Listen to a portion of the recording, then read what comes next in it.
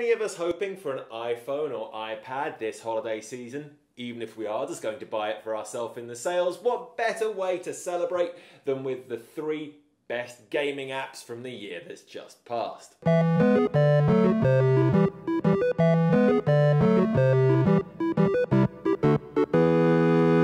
Can't think of one? Well, me neither. So our editors are here with the 3 best games from 2015. Although if you want a few more, you can always check back next week when we'll be discussing the Android games, most of which are also available for iOS. The best thing about each of our editors having their own pick of game for their favourite of 2015 is that nobody can argue with me when I choose a game that's about cutting down plants. Prune is a zen little puzzle game that has you lopping the branches off trees to encourage your seedling to grow towards the light. Cutting off any part of the plant causes the equivalent growth elsewhere, but not always where you want it. Once it reaches the sun, it bursts into blooms, celebrating your bonsai botany skills. Yes, it all sounds easy, but it doesn't take long for this little puzzler to start adding enough wrinkles to have you pondering how any tree has ever grown, ever. First, there are the narrow paths you must take on your journey to the sun that mean you must cut your shrub back to the narrowest of stalk to make it reach towards the sky. But these are simple when set against the red balls of disease that hang in the air and the various doors and switches that must be circumvented on your way to the sunlight. In principle, none of these challenges are actually that horrible,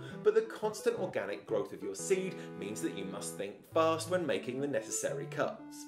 When a branch gets infected, chop it. When it hits a wall, slice it, and all the while hoping that the new shoots will be at least slightly leaning in the angle you want them. To really set it off, the whole game has a beautiful block print aesthetic, with hard black silhouettes and blocks of colour showing off against the pale papyrus stylised background. There's more to this one than meets the eye, and you should definitely give it a look. Maria's pick for her iOS game of 2015 is Football Manager Touch 2016, which has given a new tactile twist to the Football Manager formula. The mobile version of this soccer management game proves to be the first year that the series has really focused on bringing the full PC and Mac experience to tablets, including all 3 main modes: Career, Creator Club and Challenge. Career mode is what many would consider the base game, with you leading a digital version of your favourite real-world club to victory in their respective leagues and cups. The Creator Club mode is almost the same, but as the name suggests, you have to build your own club,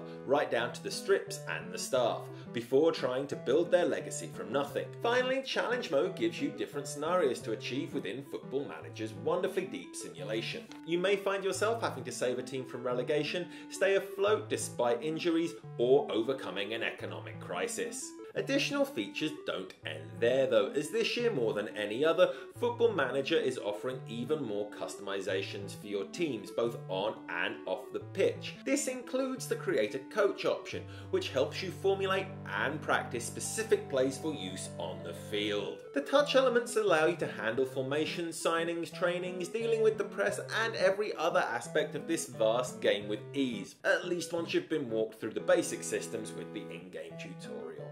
Indeed, the only downside of Football Manager 2016 Touch is that it's so powerful and in-depth that you'll need a more recent iPad to be able to play it. Danny decided that his iOS game of 2015 is the mobile port of Legend of Grimrock. This game was originally a Mac and PC title that drew upon the Eye of the Beholder franchise's turn-based first-person action and mixed it with modern visuals and game design to create something truly exciting. The plot has your team of 4 abandoned atop Grimrock, a mountain jail, with the promise of freedom if you can make it through its many claustrophobic floors. Not that your captors see much chance of this, as nobody has ever navigated its dangerous floors successfully.